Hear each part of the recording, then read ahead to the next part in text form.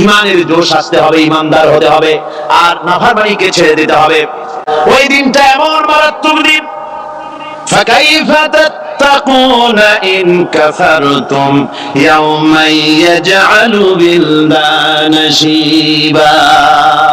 সেদিন ভয়ে চিন্তায় যুবক ছেলে বৃদ্ধে পরিণত হয়ে যাবে, কিশোরগুলি তরুণগুলি বৃদ্ধে পরিণত হয়ে যাবে।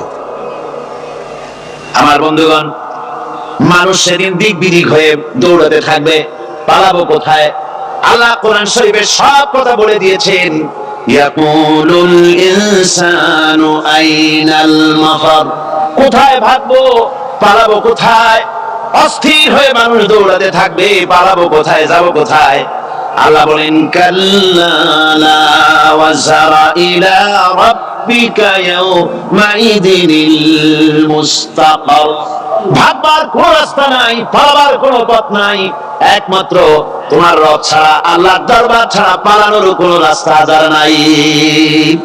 রব্বুল আলামিন কোরআনে কারীমের মধ্যে বলেছেন আল্লাযী খালাকাল মাউতা ওয়াল হায়াতা লিয়াবলুয়াকুম আইয়ুকুম আহসানু আমালা।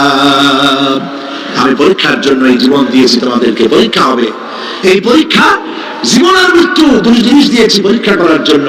এই পরীক্ষার জন্য তোমরা পাস করতে পারো। পরীক্ষা আসছে, এখন প্রশ্নপত্র সব পাস করে দেওয়া হয়েছে। প্রশ্নগুলি সঠিকভাবে আদায় করুন, প্রশ্নগুলি পড়ুন এবং জীবনটাকে সেইভাবে করুন। নামাজটা সহি করে আদায় করুন। বহু মুসলমান আছে নামাজই পড়ে না, নামাজ পড়তে জানেও না। নবী সাল্লাল্লাহু আলাইহি ওয়াসাল্লাম বলেছেন সাল্লু কামা রাআইতুমুনি উসাল্লি, নামাজ পড়ো সেইভাবে যেভাবে আমাকে তোমরা পড়তে দেখো। সুবহানাল্লাহ। আর রাসূলুল্লাহ কেন নামাজ পড়তেন? এটা বর্তমান বিশ্বের শ্রেষ্ঠ হাদিস বিশারদ আল্লামা নাসিরউদ্দিন আলবানী, তিনি ইন্তেকাল করেছেন। আল্লাহ পাক তাকে জান্নাতুল ফেরদাউসের মেহমান বানায়নি, বলেন আমিন। তার লেখা বই আছে রাসূলুল্লাহ সাল্লাল্লাহু আলাইহি ওয়াসাল্লামের নামাজ, বইয়ের নাম রাসূলুল্লাহ সাল্লাল্লাহু আলাইহি ওয়াসাল্লামের নামাজ। ছোট্ট একটা বই। এই বইটা আপনারা কিনবেন। এই বইটা যেভাবে লেখা আছে নামাজ সেইভাবে পড়বেন। নামাজ রাসূল কারীম ঠিক যেভাবে পড়েছেন ওইভাবেই লেখা আছে। আপনি আন্দাজে পড়লে হবে না, টুকটুক টাকটুক করে কয়েকটা সেজদা দিলে হবে না। তাদের আরকান, একটা সেজদা থেকে আরেকটা সেজদার মাঝখানে সময় দিতে হবে, রুকু থেকে দাঁড়ায় সময় দিতে হবে, ধীরে ধীরে নামাজ পড়তে হবে। অথচ আমরা নামাজ পড়ি সব থেকে ব্যস্ততার সাথে, দ্রুত, রকেট সার্ভিস। কোরআন শরীফের ভিতরে নামাজের গুরুত্ব সর্বাধিক দেওয়া হয়েছে। নামাজের কথা কয়বার বলা হয়েছে? ৮২ বার। ৮২ বার আল্লাহ পাক বলেছেন নামাজ আদায় করো, ৮২ বার বলেছেন।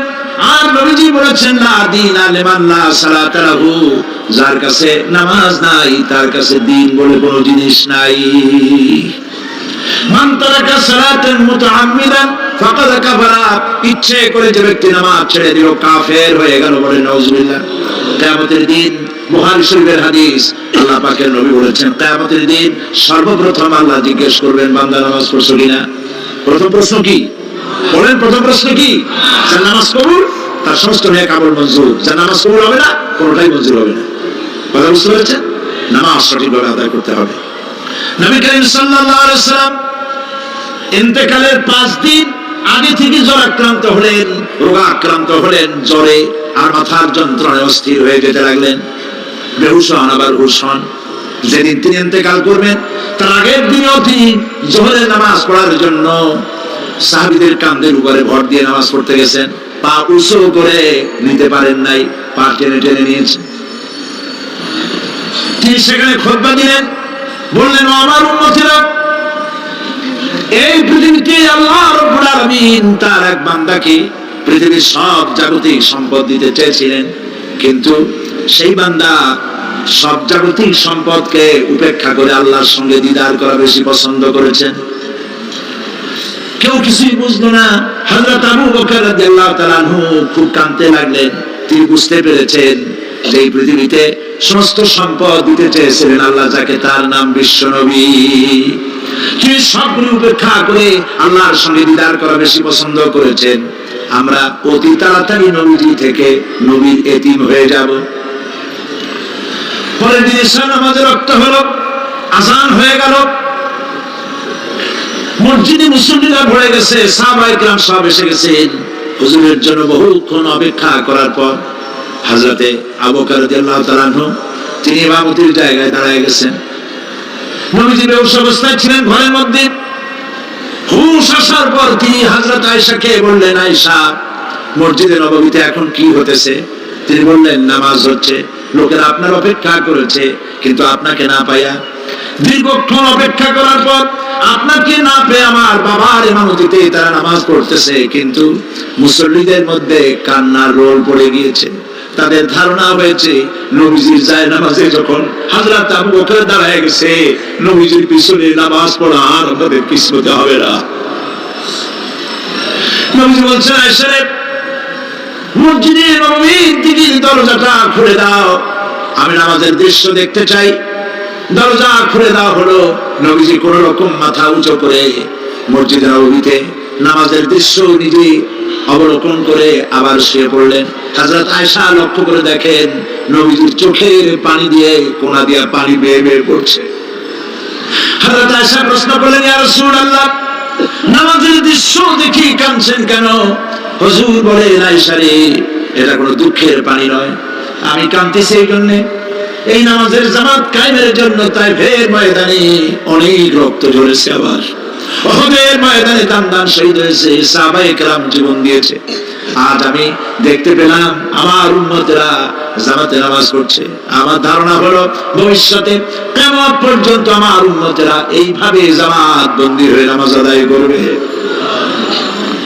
নবীজি আবার বেহুশ হয়ে পড়লেন। মসজিদে নববী থেকে আজ আর কেউ বাড়ি যায় না, সবাই কান্দে। আজ রাত বোধহয় নবীজি কাটাবেন না। মেয়েরা কাঁদতেছে, সাহাবায়ে কেরাম কাঁদতেছেন, আজওয়াজে মুতাহারাত তারা কাঁদতেছেন। নবীজির আবার হুঁশ হলো, তাকায় দেখেন ঘরের মধ্যে কান্নাকাটি, মসজিদে নববীতে কান্নাকাটি। সব থেকে বেশি কাঁদতেছেন মা ফাতেমা। নবীজি হযরত ফাতেমার কান্না দেখে ইশারা করলেন, কাছে আয়। হযরত ফাতেমা রাসূলের কাছে গেলেন। নবীজি কানে কানে কি যেন বললেন, কান্নাটা বন্ধ হয়ে গেল। হযরত আয়েশা জিজ্ঞেস করলেন, মা, তোমার আব্বা তোমার কানে কি বললো আর কান্না বন্ধ হয়ে গেল? হযরত ফাতেমা বলে, আম্মাজি, আমার আব্বা আমাকে বললেন, মা ফাতিমা, তোমার কান্না আমার বরদাস্ত হয় না, কেঁদো না, আমি মৃত্যুর পরে সকলের আগে তোমার সাথে আমার দেখা হয়ে যাবে। হযরত ফাতেমা বলছেন, আম্মাজি, আমি বুঝতে পেরেছি আমার আব্বার এই কথার অর্থ কি। নবীজির ইন্তেকালের পরে আত্মীয় স্বজনের মধ্যে সবার আগে আমার মৃত্যু হবে, আর আমার পিতার সাথে আমি মিলিত হতে পারবো। আর যখন শেষ হয়ে এলো, নবীজি হুঁশ হয়েছে, তাকায় দেখেন হযরত জিবরাইল দাঁড়ানো। হযরত জিবরাইল নবীজির চেহারা মোবারকের দিকে তাকায় বলেন, আসসালামু আলাইকা ইয়া রাসূলুল্লাহ, আল্লাহ আপনাকে সালাম বলেছেন, আর আল্লাহ পাক জানতে চেয়েছেন আপনার মুখে আপনি কেমন আছেন। আল্লাহ জানেন আপনার অবস্থা কি, তারপরেও আপনার মুখে শুনতে চেয়েছেন আপনি কেমন আছেন। নবীজি বলছেন, জিবরাইল, বড় কষ্টে আছি, বড়ই যন্ত্রণা, বড়ই কষ্ট। হযরত জিবরাইল বলছেন, ইয়া রাসূলুল্লাহ, আজকে এক নতুন ফেরেশতা আমি সাথে করে নিয়ে এসেছি। এই ফেরেশতা পৃথিবীর কোন নবী অথবা কোন মানুষের কাছে যাওয়ার জন্য অনুমতি চায় না, আজ আপনার কাছে অনুমতি ভিক্ষা চায় কাছে আসার জন্য। ওই ফেরেশতার নাম হচ্ছে মালাকুল মউত। হযরত মালাকুল মউত বলেন, ইয়া রাসূলুল্লাহ, এই পৃথিবীতে আদম আলাইহিস সালাম থেকে নিয়ে পর্যন্ত কোন মানুষের জান কবজের জন্য আমার অনুমতি চাওয়া লাগে নাই, আর কোনোদিন লাগবে না। আজ আমি আসার সময় আল্লাহ বলেছেন, আপনার জান কবজের জন্য আমি যেন আপনার কাছে অনুমতি ভিক্ষা চাই। নবীজি বলছেন, আমি যদি অনুমতি না দেই তো কি হবে? হযরত মালাকুল মউত বলছেন, ইয়া রাসূলুল্লাহ, অনুমতি যদি না দেন আমি ফেরত চলে যাব, আমাকে সেভাবেই বলা হয়েছে।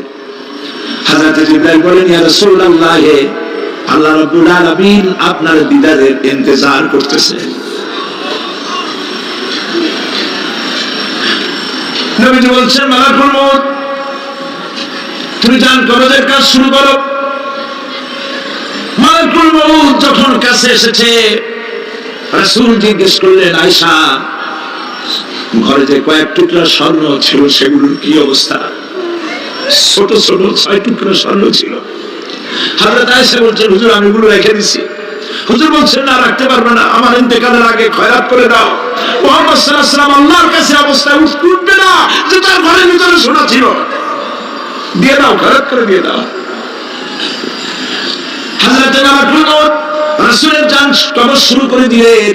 রাসূলুল্লাহ জীবনের শেষ কথা বললেন, আসসালাত আসসালাত ওয়া বারাকাত আইমানুকুম। আমার উম্মতেরা বিদায় লগ্নে বলে গেলাম, নামাজ নামাজ নামাজ ছেড়ে দিও না।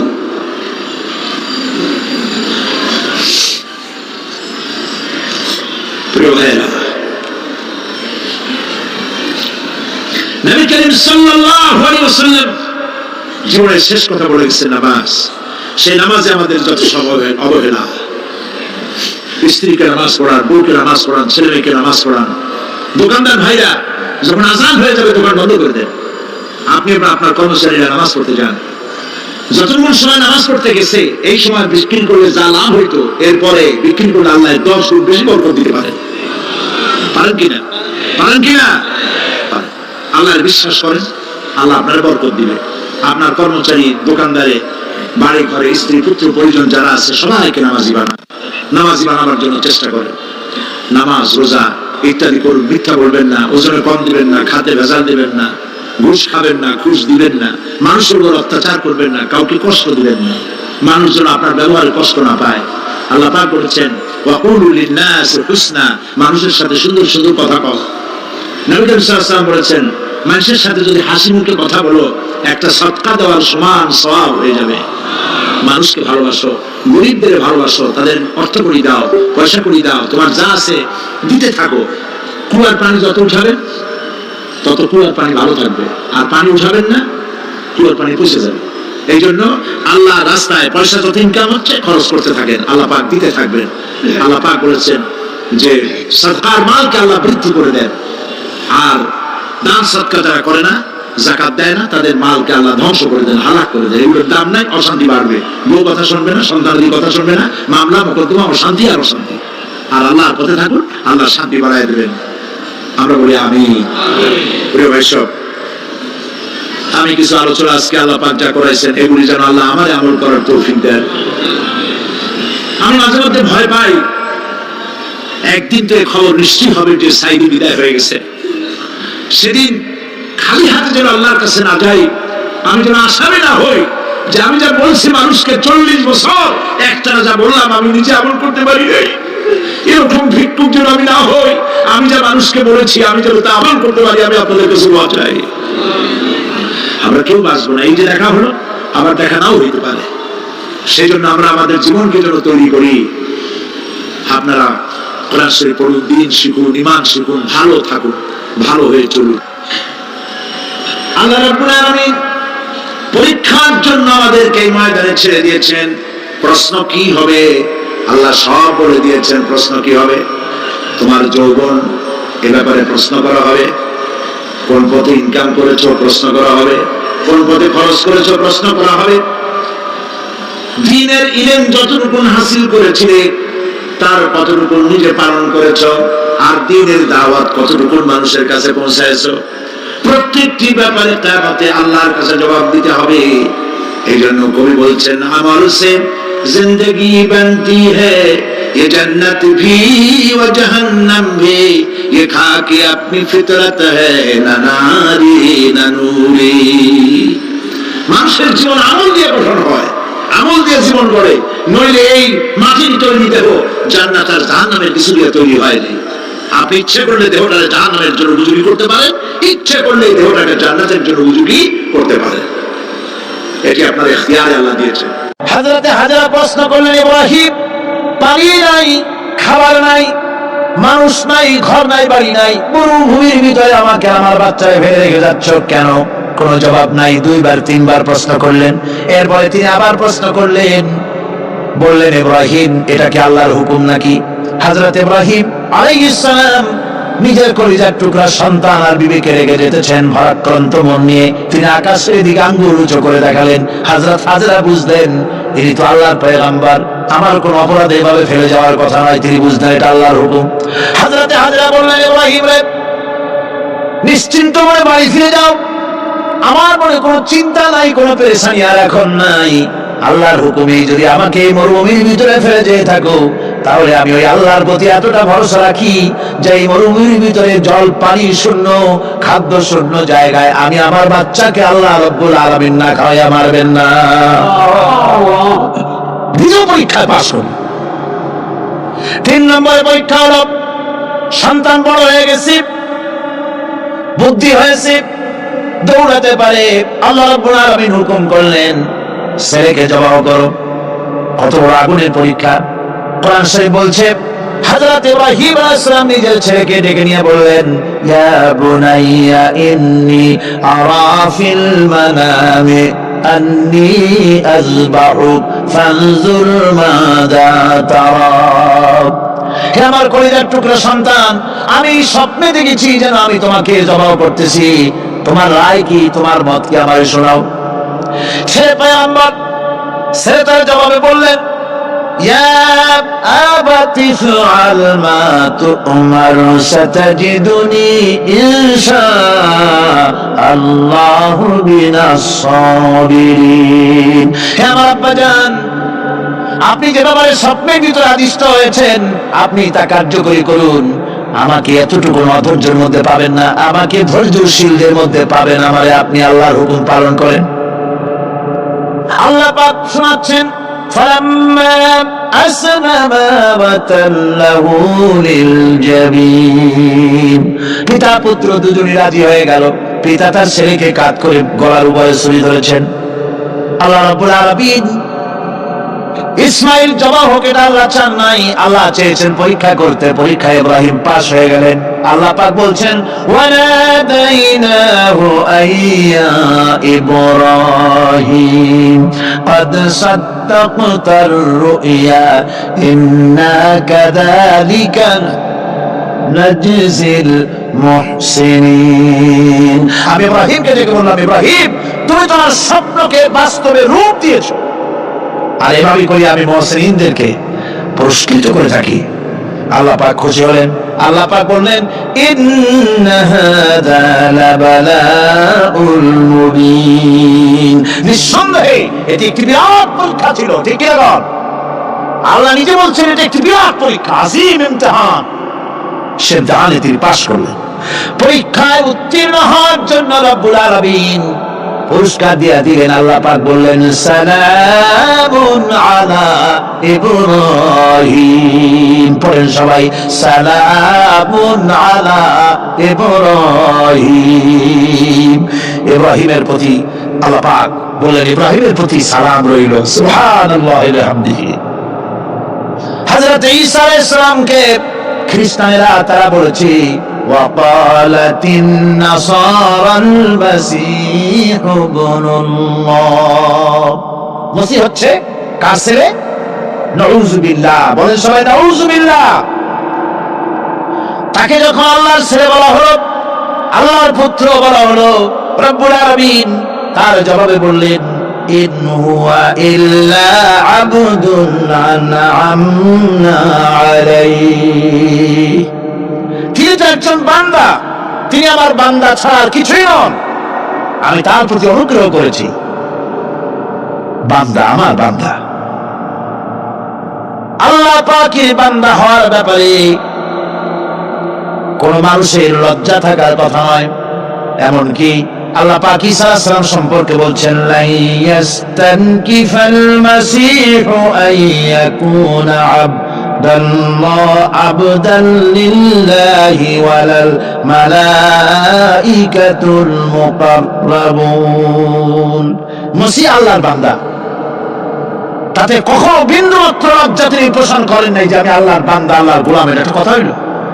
এরকম লজ্জা তিনি পোষণ করেন। এমনকি তার নিকটবর্তী ফেরেশতা যারা, তারাও আল্লাহর বান্দা গোলাম হওয়ার জন্য তাদের ভিতরে কোনো লজ্জা নাই। যারা কি আল্লাহর গোলাম, এই ব্যাপারে যাদের মধ্যে লজ্জার সৃষ্টি হয়, আল্লাহর গোলাম এটা কেমন কথা, বান্দা হওয়াটা কেমন কথা। যারা গোলামীকে অস্বীকার করে তাদের সম্পর্কে আল্লাহ পাক বলছেন, ওয়া মান ইয়াস্তানকিফ আন ইবাদাতিহি ওয়া ইয়াস্তাকবির ফাসায়াহশুরুহুম ইলাইহি জামিআ। কেউ যদি আল্লাহর বন্দেগী করার ব্যাপারে লজ্জা পোষণ করে, যদি লজ্জার কারণ মনে করে, অহংকার করে, গৌরব করে, তাহলে তারা পালাবে কোথায়, যাবে কোথায়? আমি কিয়ামতের দিন সবগুলিকে এক জায়গায় করে ফেলবো। সুতরাং আল্লাহ পাকের গোলামিতে আল্লাহ যে বান্দা বলে যখন ডাকেন, লজ্জার কোনো কারণ নাই। অহংকার যে করবে সে নিজেকে ধ্বংস করবে। আল্লাহ পাক সব নবীদেরকে নিজের বান্দা বলেছেন। নবীরা কি আল্লাহ পাকের বান্দা। হযরত ইউসুফ আলাইহিস সালাম সম্পর্কে আল্লাহ পাক বলছেন, কাযালিকা লিনাসরিফা আনহু আস-সুআ ওয়াল ফাহশা ইন্নাহু মিন ইবাদিনাল মুখলাসিন। এরকমই ঘটলো যাতে আমি ইউসুফ আলাইহিস সালামকে, আমার বান্দা, তাকে আমি নির্লজ্জতা ইত্যাদি থেকে আমি রক্ষা করেছি। নিশ্চয়ই হযরত ইউসুফ ছিল আল্লাহ পাকের বান্দা, আল্লাহ পাকের আব্দ। রাসূল করিম সাল্লাল্লাহু আলাইহি ওয়াসাল্লাম তিনি হচ্ছেন সর্বশ্রেষ্ঠ আল্লাহর পয়গম্বর। তার থেকে শ্রেষ্ঠ নবী আর কি কেউ আছে? জোরে বলেন, আছে? তার থেকে মাহবুব, তার থেকে শ্রেষ্ঠ আল্লাহর কাছে আর কেউ নাই। সেই নবীকে আল্লাহ রাব্বুল আলামিন কোরআনে কারীমের ভিতরে তাকে আব্দ বলেছেন। কি বলেছেন? অনেকগুলি আয়াত আছে যে আয়াতের ভিতরে আল্লাহ পাক তার নাম নেন নাই, নবী বলেন নাই, রাসূল বলেন নাই, শুধু বলেছেন আব্দ। যেমন ফাআওহা ইলা আবদিহি মা আওহা, অতঃপর তার বান্দার নিকট যা ওহী করার ছিল তা তিনি করলেন। সেই বান্দাকে মুহাম্মদ সাল্লাল্লাহু আলাইহি ওয়াসাল্লাম। অন্য আয়াতে আল্লাহ পাক বলছেন, وأنه لما قام عبد الله يدعوه كادوا يكونون عليه لبدا। আল্লাহর বান্দা যখন নামাজ পড়তে দাঁড়িয়ে গেল, আল্লাহকে ডাকার জন্য যখন দাঁড়ালো, তখন লোকেরা তার উপরে ঝাঁপিয়ে পড়লো। ঝাঁপিয়ে পড়ার জন্য প্রস্তুতি গ্রহণ করলো। এখানে আব বলা হয়েছে কাকে? মুহাম্মদ সাল্লাল্লাহু আলাইহি ওয়াসাল্লামকে। এভাবে করে অন্য এক আয়াতে আল্লাহ পাক তার হাবিবকে আব বলছেন, বান্দা বলতেছেন, ইন কুনতুম ফি রাইবিম মিম্মা নাযালনা আলা আবদিনা, আমার বান্দার উপরে যে কিতাব নাযিল করেছি তাতে যদি তোমাদের কোনো সন্দেহ হয়। এই যে আমার বান্দার উপরে, ওই বান্দাকে বলেন সবাই, মুহাম্মদ রাসূলুল্লাহ সাল্লাল্লাহু আলাইহি ওয়াসাল্লাম।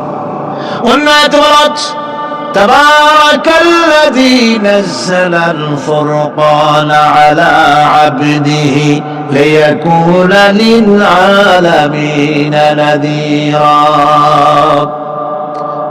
অতীব বরকতপূর্ণ সেই মহান সত্তা যিনি তার বান্দার উপরে ফুরকান নাযিল করেছেন। কে সেই বান্দা? মুহাম্মদ সাল্লাল্লাহু আলাইহি ওয়াসাল্লাম। মেরাজের ঘটনা বলতে গিয়ে আল্লাহ রাব্বুল আলামিন বলতেছেন, সুবহানাল্লাযী আসরা বিআবদিহি লাইলাম মিনাল মাসজিদিল হারামি ইলাল মাসজিদিল আকসা। পবিত্র সেই মহান সত্তা যিনি তার বান্দাকে ইসরা করিয়েছেন। কে সেই বান্দা? মুহাম্মদ রাসূলুল্লাহ সাল্লাল্লাহু আলাইহি ওয়াসাল্লাম। সুতরাং আবদিয়াত, ইবাদত, গোলামি, এটা হচ্ছে মানুষের জীবনের সবচেয়ে বড় মর্যাদাকর খেতাব। আল্লাহর পক্ষ থেকে আল্লাহর বান্দা হওয়া। গোলামি পরিপূর্ণ রূপে হবে কেবলমাত্র আল্লাহ পাকের। এই গোলামির জন্যই আল্লাহ পাক আমাদেরকে সৃষ্টি করেছেন, অন্য কোনো কাজে আমাদেরকে সৃষ্টি করেন নাই। সেই জন্য আমাদেরকে গোলামি করতে হবে, আনুগত্য করতে হবে কেবলমাত্র কার বলুন তো? এই গোলামি যদি সঠিকভাবে করি, যদি বান্দারা যারা আল্লাহ পাকের বান্দা বলে, গোলাম বলে নিজেদেরকে দাবি করে, যদি সঠিকভাবে ইবাদতটা করা যায়, তাহলে আল্লাহ তাদের জন্য কি ওয়াদা করেছেন শুনুন। দুনিয়ায় তাদেরকে আল্লাহ পুরস্কার দেবেন, আখিরাতেও দেবেন। এটা মনে করেন, দুনিয়া এবং আখিরাতে আল্লাহ পুরস্কার দেবেন। সে পুরস্কারটা কি? দুনিয়ার পুরস্কারটা আগে শোনেন। আল্লাহ পাক বলেন, যারা আমার ইবাদত করবে তাদের ব্যাপারে আমার ওয়াদা শোনো। وعد الله الذين آمنوا وعملوا الصالحات ليستخلفنهم في الأرض كما استخلف الذين من قبلهم।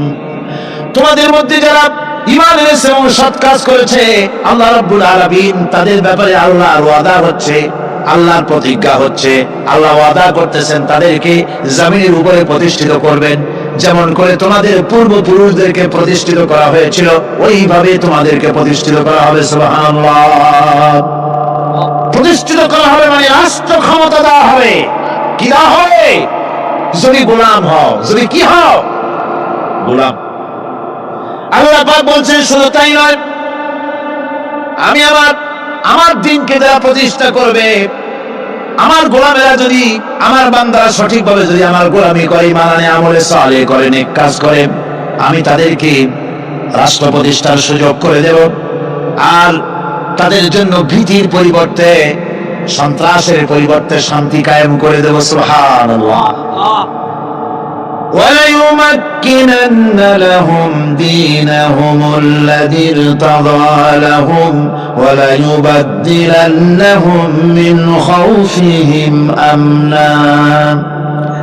তাদের দিনকে তারা নিজেদের জন্য যা পছন্দ করেছে অবশ্যই তিনি তা কায়েম করে দিবেন, এবং সন্ত্রাস আর ভীতির পরিবর্তে আল্লাহ নিরাপত্তা দান করবেন।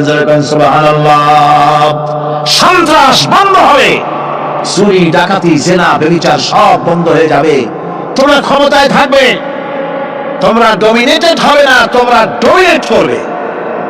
গোটা পৃথিবীকে শাসন করবে, শাসিত তোমরা হবে না। আর ভীতির পরিবর্তে নিরাপত্তা তোমরা লাভ করবে। কি করলে? ইয়াবুদুনানি লা ইউশরিকুনা বি শাইআ। সুতরাং তারা যেন আমার ইবাদত করে এবং আমার সঙ্গে যেন কাউকে শরীক না করে। আল্লাহ বলছেন তোমরা যদি আমার সাথে শরীক না করো, ইবাদতের মধ্যে কাউকে যদি শরীক স্থাপন না করো, আর যদি তোমরা আমার ইবাদতটা সলিডভাবে আমার জন্যই করো, তাহলে রাষ্ট্র ক্ষমতা তোমাদের হাতে আসবে, সন্ত্রাস নির্মূল হবে, শান্তি প্রতিষ্ঠিত হবে। এ হচ্ছে দুনিয়ার পুরস্কার। এটা কিসের পুরস্কার? আর আখিরাতের পুরস্কারের কথা বলা হচ্ছে। ومن يطع الله ورسوله ويخشى الله ويتقه فأولئك هم الفائزون। যে ব্যক্তি আল্লাহ এবং রাসূলের আনুগত্য করেছে, আল্লাহকে ভয় করে চলেছে, তার গজব থেকে বেঁচে রয়েছে, সেই হচ্ছে সফল কাম। সফল কাম মানে কি? কিয়ামতের দিন আল্লাহ পাক তাদেরকে জান্নাত দান করবেন। আল্লাহ পাক তাদেরকে কিয়ামতে কি দেবেন? জান্নাত দিবেন, চিরস্থায়ী শান্তির জায়গা, সেই জান্নাত লাভ করা যাবে। আজ ইবাদতের এই যে গুরুত্বপূর্ণ ইবাদত, এই ইবাদতের ভুল অর্থ সমাজের ভিতরে ছড়িয়ে আছে। সাধারণ মানুষের ভুল করেছে, অসাধারণ মানুষেরাও ইবাদতের ভুল অর্থ করে ভুলের মধ্যে নিমজ্জিত আছে বিরাট সংখ্যক লোকেরা। সাধারণ মুসলমানেরা তারা যে ভুলটা করলো ইবাদতের অর্থ করতে গিয়ে, সেটা হলো এই, সাধারণ লোকেরা মনে করলো কয়েকটা অনুষ্ঠানের নাম হচ্ছে ইবাদত, নামাজ, রোজা, হজ, যাকাত, সাদকা, ফিতরা, এর নাম হলো ইবাদত। অনুষ্ঠান শেষে তারা নিজেদেরকে স্বাধীন মনে করলো। তারা আল্লাহ পাকের প্রত্যেকটি আইনের ধারাকে লঙ্ঘন করলো। বছরে একবার রোজা রেখে, বছরে এক মাস রোজা রেখে মনে করলে ইবাদত শেষ। 5 ওয়াক্ত নামাজ পড়ে মনে করলে ইবাদত শেষ। আমি প্রশ্ন করি, 5 ওয়াক্ত নামাজের নামই যদি হয় ইবাদত, 5 ওয়াক্ত নামাজের নামই ইবাদত, এটাই যদি হয়, তাহলে 5 ওয়াক্ত নামাজ পড়তে সময় লাগে কত? উজু টুজু করে বড় জোর 1-1.5 ঘন্টা সময় লাগে 5 ওয়াক্ত নামাজ পড়তে। তো এর নাম যদি হয় ইবাদত, তার অর্থ কি দাঁড়াবে? অর্থ দাঁড়াবে আপনি 24 ঘন্টার ভিতরে 1 থেকে 1.5 ঘন্টার জন্য আল্লাহর গোলাম, বাকি 22 ঘন্টার জন্য শয়তানের গোলাম হতে কেউ রাজি আছেন? রোজার নামই যদি হয় শুধু ইবাদত, তাহলে তার অর্থ দাঁড়াবে বছরের ভিতরে একটা মাসের জন্য আপনি আল্লাহর গোলাম, আর 11 মাসের জন্য শয়তানের গোলাম হতে কেউ রাজি আছেন?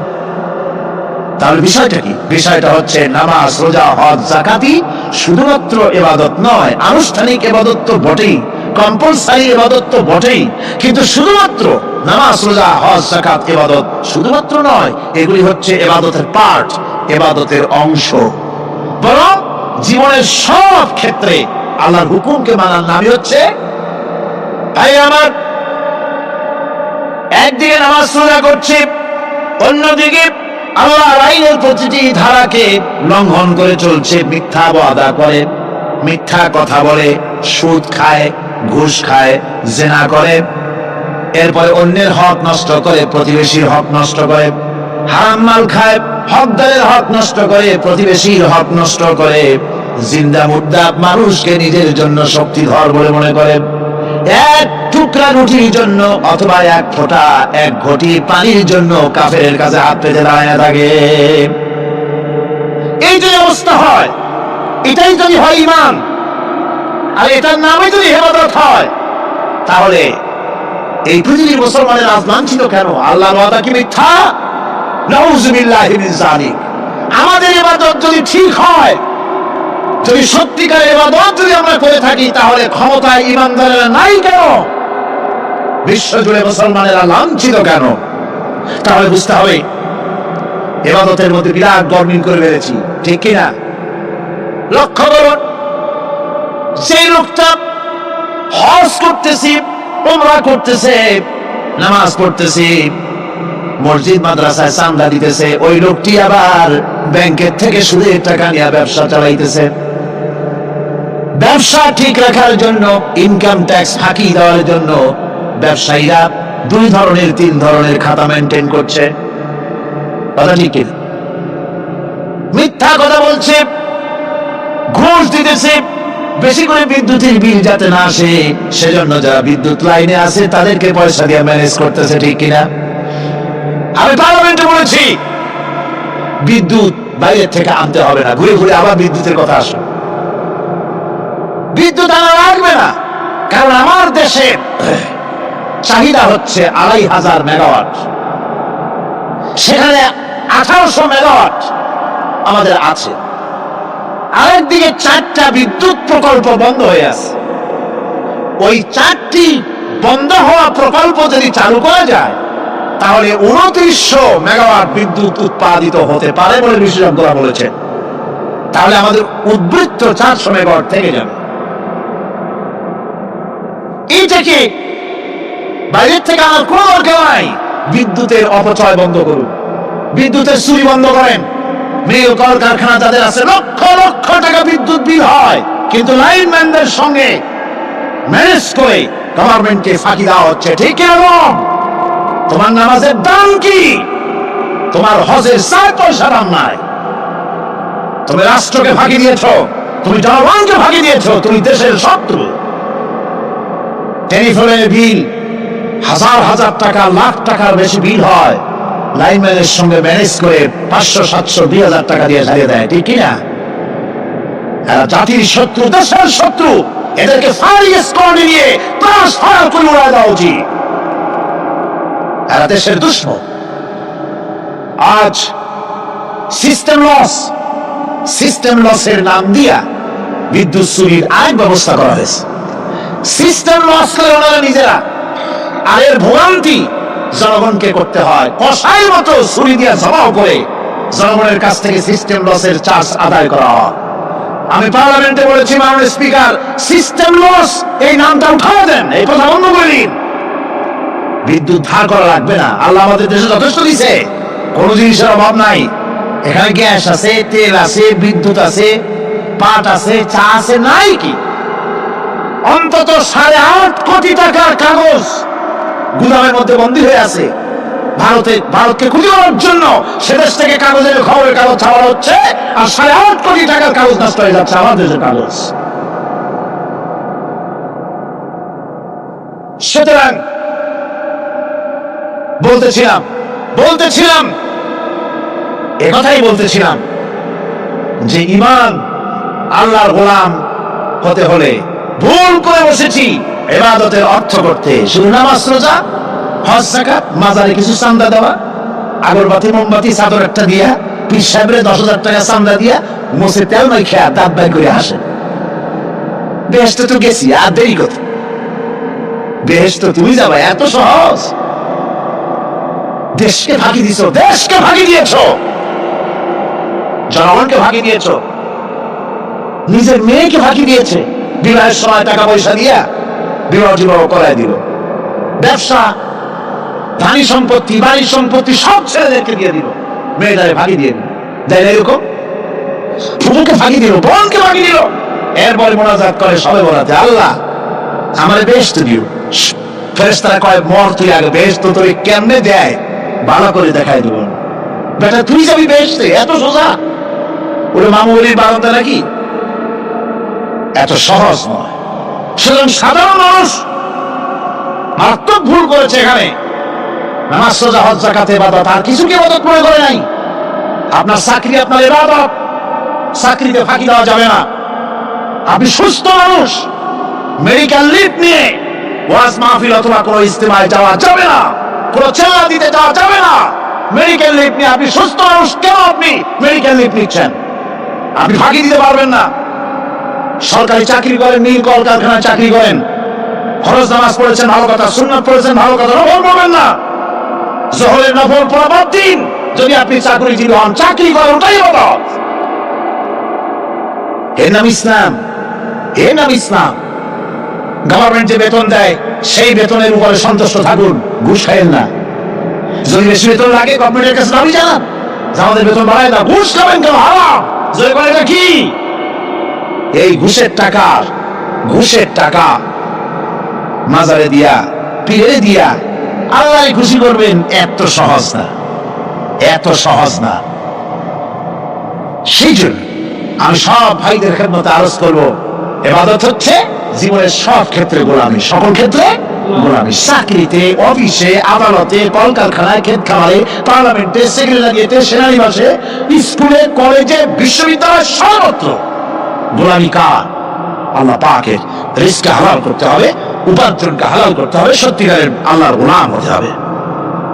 এক্ষেত্রে ইবাদতের অসাধারণ ব্যক্তি যারা, তারাও এক শ্রেণীর অসাধারণ ব্যক্তিরাও ভুল করে বসছেন। তারা যে ভুলটা করলেন ওটা হচ্ছে তারা তাসবিহ, জায়নামাজ, খানকাহ, হুজরাখানা এর ভেতরে বসে জিকির আজগার করাটাকেই জীবনের জন্য আল্লাহর ইবাদত মনে করে নিলেন। আল্লাহর বান্দারা যখন অনাচার ব্যভিচারে লিপ্ত, আল্লাহর আইনের পরিবর্তে যখন মানুষের তৈরি করা আইন চলছে, চেচনিয়া, বসনিয়া যখন মানুষদেরকে জবাও করা হচ্ছে, বসনিয়া মুসলমান সন্তানদেরকে যখন জবাও করা হয়, কাশ্মীরের স্বাধীনতাকামী মুসলমানদের অধিকার হরণের জন্য তাদের উপরে যখন বন্য হায়নার মতো, পশুর মতো যখন ভারতীয় শত্রু সৈন্যরা যখন হামলা চালায়, সোমালিয়ার মানুষগুলি যখন না খেয়ে তাদের হাড়, পাঁজরার হাড়গুলি যখন বেরিয়ে যায়, তখনও যদি আপনি খানকার ভেতরে থেকে তসবিহ পড়েন আর তাহাজ্জুদের নামাজ পড়ে কপালে দাগ লাগান, এই অন্যায়ের বিরুদ্ধে যদি সোচ্চার না হন, আপনার এই তসবিহর কোনো দাম নাই। আপনাকে সোচ্চার হতে হবে, আপনাকে অন্যায়ের বিরুদ্ধে খাড়া হতে হবে। একদিনে তাহাজ্জুদের নামাজ তো পড়বেনই, জিকির তো করবেনই। কোন সন্দেহ নেই, আর দিকে সিংহের মতো অন্যায়ের বিরুদ্ধে গর্জে উঠতে হবে। তাতে যদি প্রয়োজন হয় মুজাদ্দিদ আল ফেসানির মতো কারারুদ্ধ হন না কেন, সেটাই কিসমত, সেটাই তাকদীর। হক কথা বলতে হবে। এই জন্য আমার বারবার মনে পড়ে, আজকে এক শ্রেণীর লোক আমাদের দেশে এক শ্রেণীর লোক বাইরের থেকেও আসে, বিদেশ থেকেও আসে, নামের আগে আওলাদে রসুল লাগান। ফেদায়ে রসুল, মুজাহিদে মিল্লাত, আওলাদে রসুল। আজিব, তুমি আওলাদে রসুল? আওলাদে রসুল যদি হবে তাহলে তুমি যে দেশের মানুষ, সেই দেশে মুসলমানদের যখন জবাব করা হয়, পার্লামেন্টে কথা বলে বেরিয়ে আসো না কেন? তোমার জেল হয় না কেন? কংগ্রেসের সেন্ট্রাল বডির সদস্য হয়ে আওলাদে রসুল লাগাইয়া বাংলাদেশের রাজনীতিতে নাক গলাতে দেওয়া হবে না। এরা কংগ্রেসের পাঁচটা গোলাম, এদেরকে চিনতে হবে, যারা আমার দেশে এসে মুসলমানদের মধ্যে বিভেদ সৃষ্টি করতে চায়। আমার মুসলমান ভাইয়েরা, সুতরাং আজকে আমাদেরকে বুঝতে হবে, নামের আগে 14 হাত লম্বা বিশেষণ দেখে ভুললে চলবে না। কথা মনে থাকবে, এরা কংগ্রেসের গোলাম। বাবরি মসজিদ যখন ভেঙে ফেলা হলো, তখন তো কোন আওলাদে রাসূলের নাম তো শুনি নেই। তখন তো নামটা শুনছি ওই বুখারী বেটার, বাপের বেটা ইমাম বুখারী। তিনি বলেছেন, আমি ভারতের দিল্লির জুমা মসজিদের ইমাম শুধু নই, আমি ভারতের 18 কোটি মুসলমানের ইমাম। বাবরি মসজিদকে গড়ে দিতে হবে। কোরআন শরীফের বিরুদ্ধে যখন কলকাতা হাইকোর্টে কেস করা হয়েছিল কোরআনকে ব্যান করার জন্য, সেদিন তো কোনো আওলাদ রাসূলের নাম শুনি নাই। সেদিন তো ওই বুখারী বেটাই বলেছেন, ভারতের হাইকোর্ট থেকে কোন জাজ, কোন বিচারক যদি কোরআন শরীফ ব্যান করা হলে বলে এই কথাটি উচ্চারণ করে, তাহলে আমি তাকে পায়ের তলে পাড়িয়ে ধরে বাম হাত দিয়ে তার চিপ্পাটা টেনে ছেড়ে ফেলে দেব।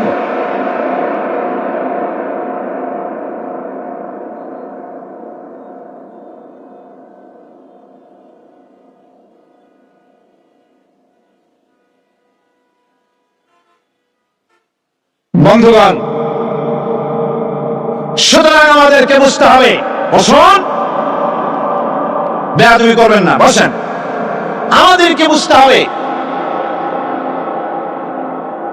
খানকায় শুধু জিকির আজগার করলেই চলবে না। হযরতে শাহজালাল রাহমাতুল্লাহ আলাইহি এক হাতে ছিল তরবারি, আর এক হাতে ছিল কোরআন।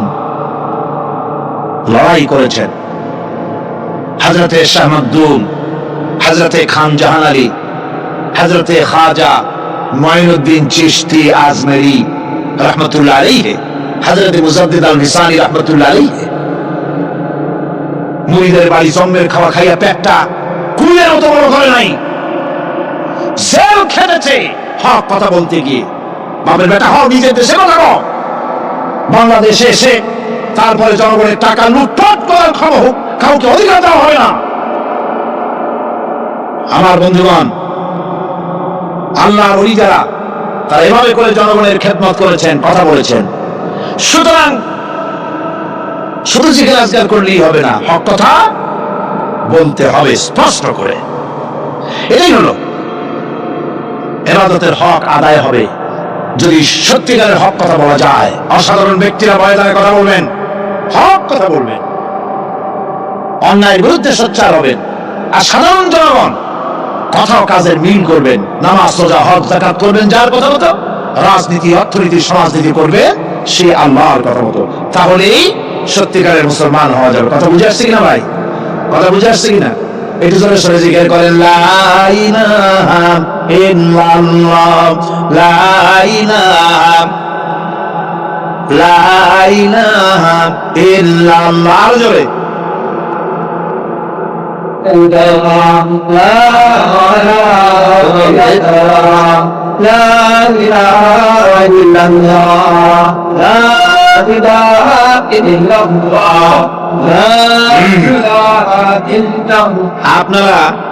আপনারা যদি মাথা উঠাইয়া দেখতে থাকেন তো কি দেখবেন? মানুষের মাথা টুপি ছাড়া তো কিছুই দেখা যাবে না।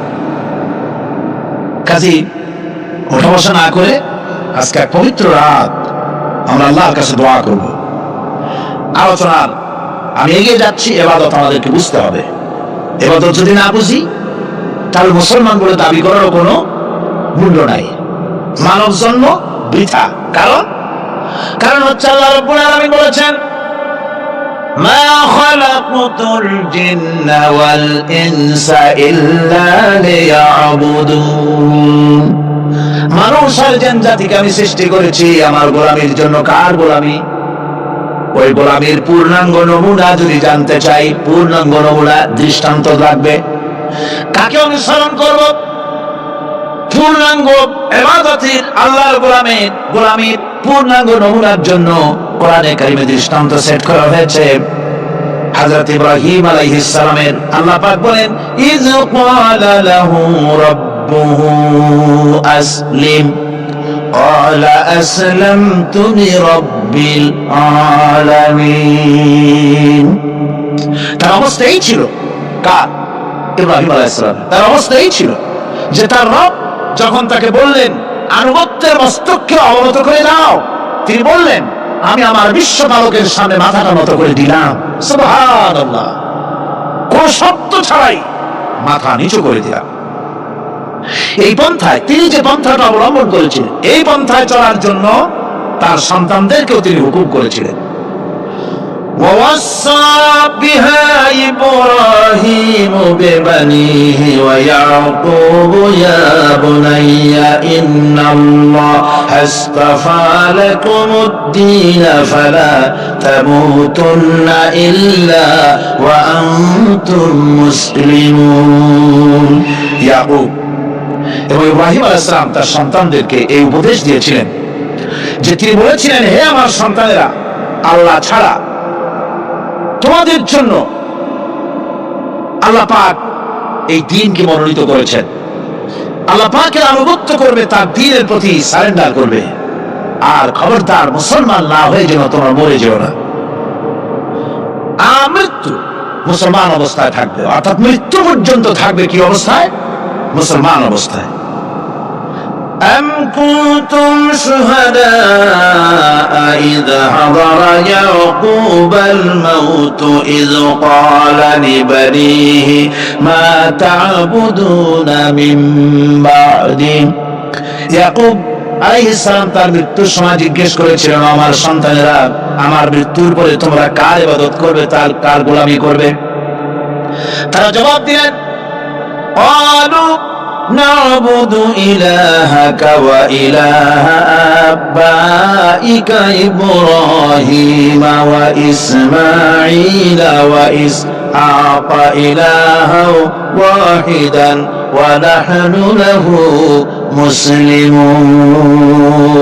নিঃসন্দেহে আমরা ইবাদত করব, গোলামি করব আপনার রবের, আপনার পিতার রবের, এবং আল্লাহ ইবাদত করব। আপনিও আপনার পূর্বপুরুষ ইব্রাহিম, ইসমাইল যে আল্লাহকে ইবাদত করেছে, সে আল্লাহ পাকের ইবাদত আমরা করব এবং তার অনুগত হয়ে থাকব।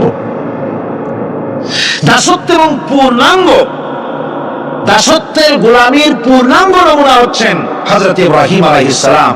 আল্লাহ গোটা জমিন যখন শিরকের অন্ধকারে ডুবে গিয়েছিল, তখন হযরত ইব্রাহিম আলাইহিস সালাম তাওহীদের আলো জ্বালিয়ে দিয়েছিলেন।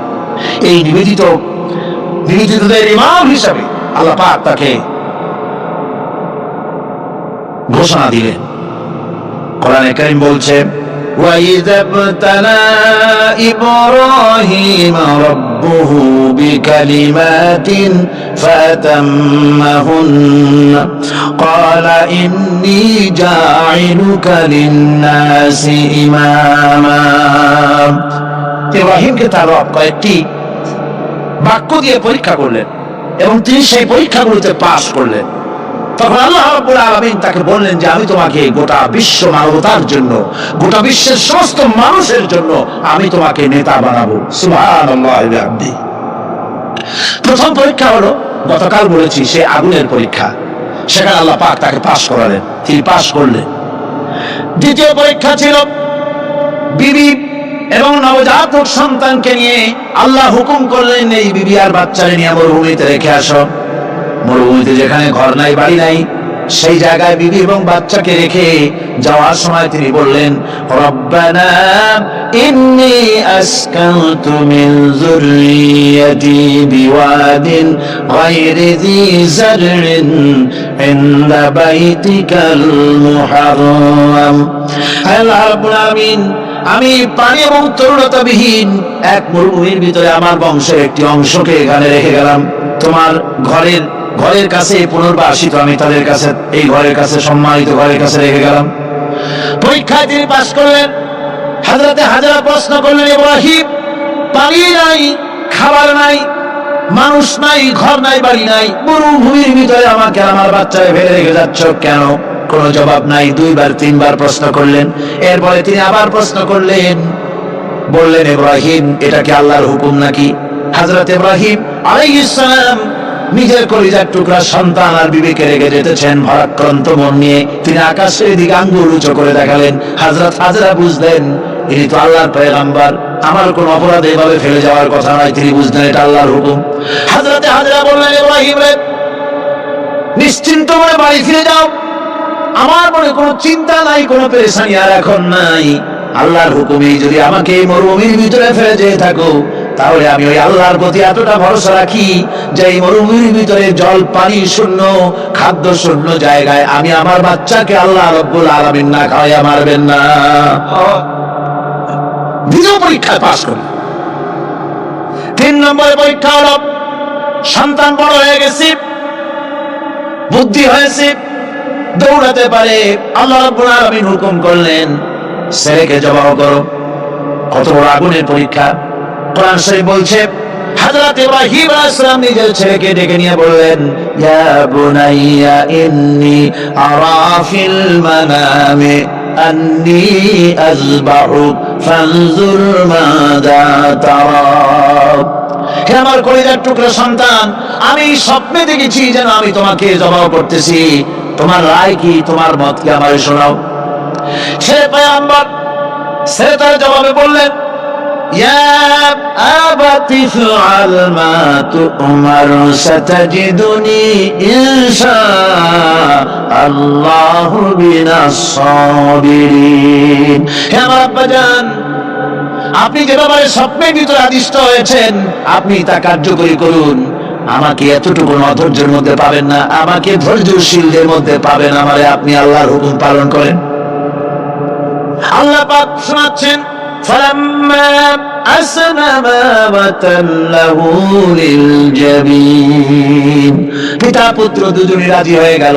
পিতা তার ছেলেকে কাঁধ করে গলার উপরে ছুরি ধরেছেন।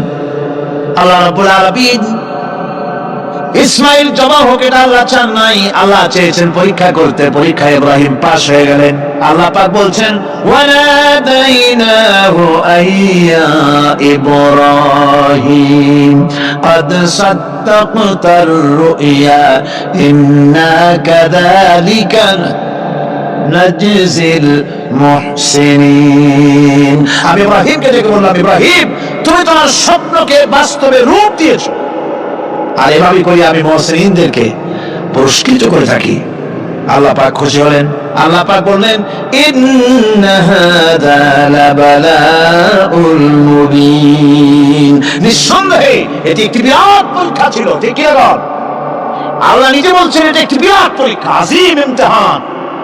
সে ইমতিহানে তিনি পাশ করলেন।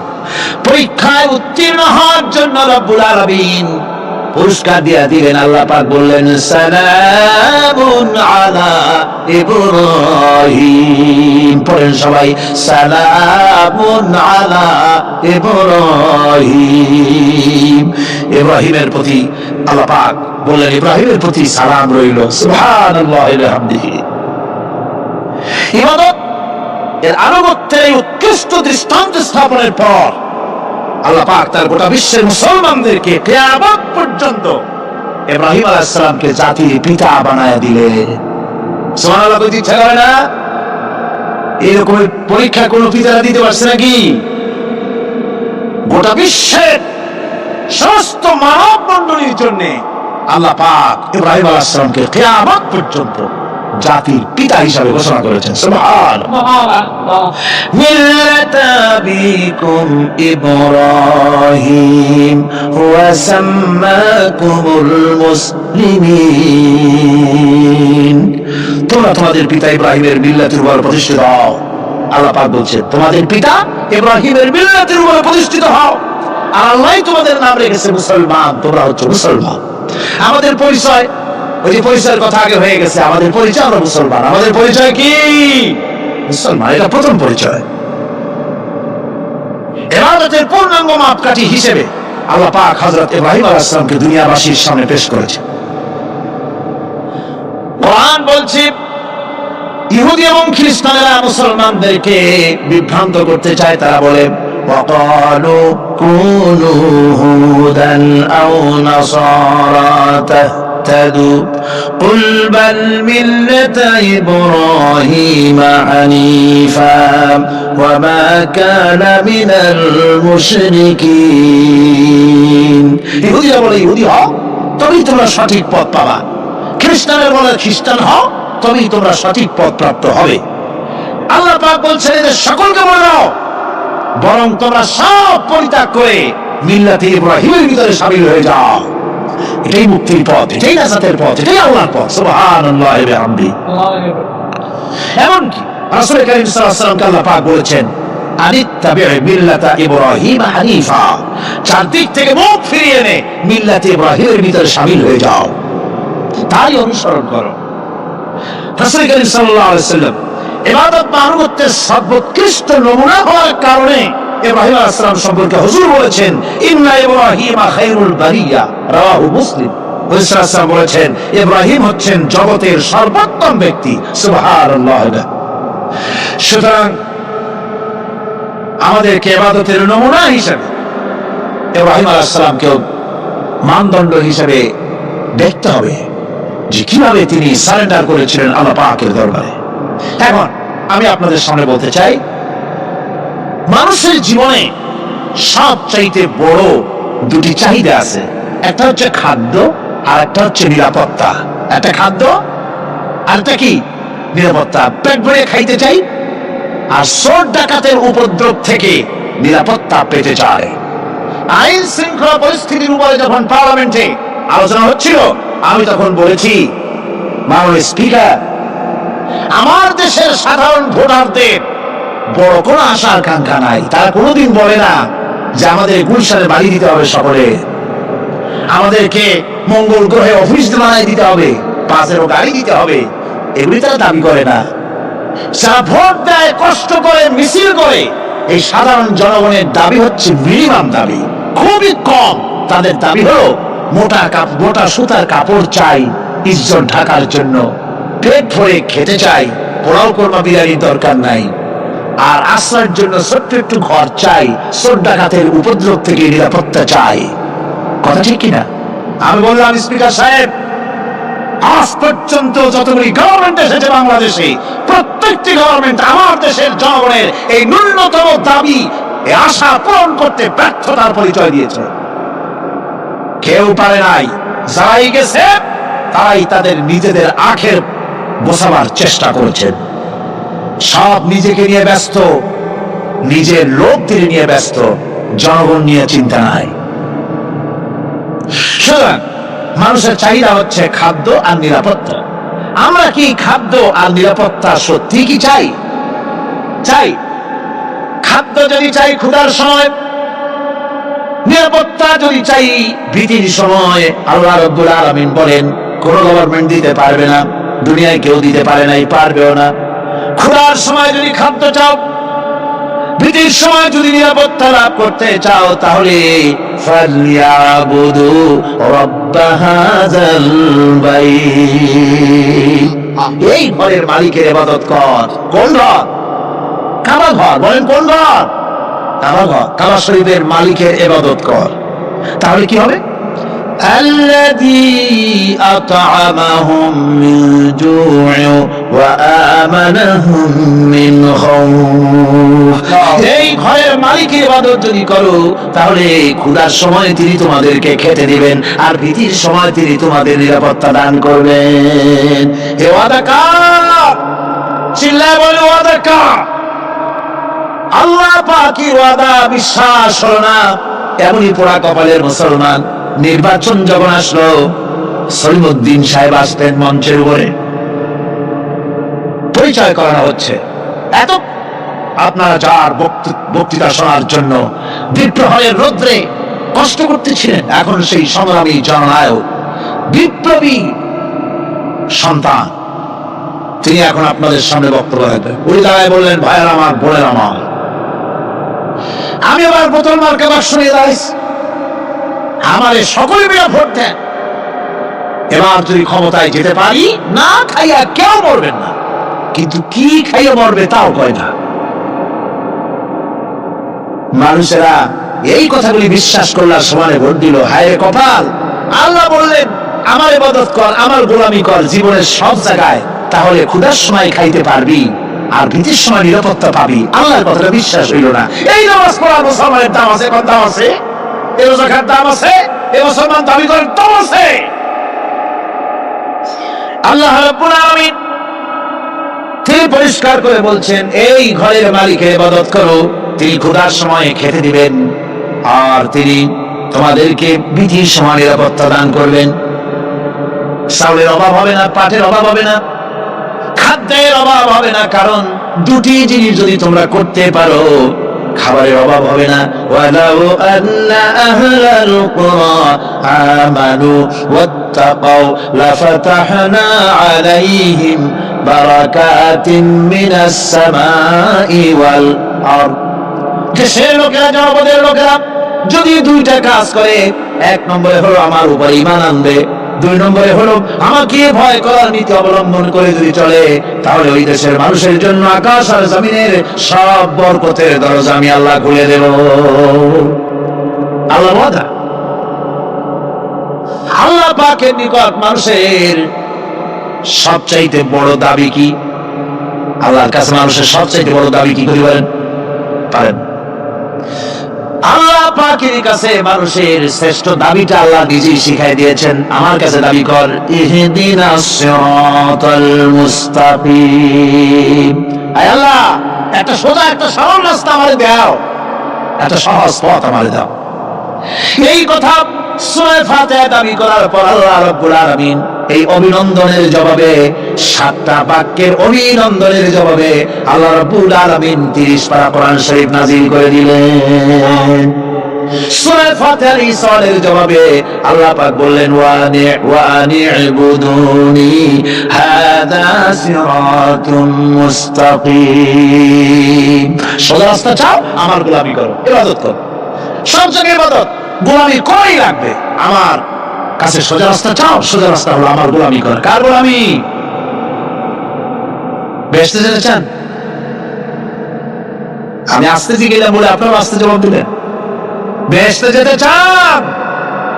সুবহানাল্লাহ। এমন কোন মানুষ আছে নাকি যে বেহেশতে যেতে চায় না, মদ খেয়ে যাইতে চায়? সবাই, আমরা সবাই বেহেশতের আশা করি, ঠিক কি না? আল্লাহ রাব্বুল আলামিন বলেন, বেহেশতে যদি যেতে চাও তাহলেও ইবাদত করা লাগবে, ইবাদত ছাড়া জান্নাতে যাওয়া যাবে না। ফাদখুলি ফি ইবাদি ওয়াদখুলি জান্নাতি। সর্বপ্রথম আমার বান্দার মধ্যে দাখিল হয়ে যা, আমার গোলামীর মধ্যে দাখিল হওয়া, আমার গোলাম হয়, এরপরে আমার জান্নাতে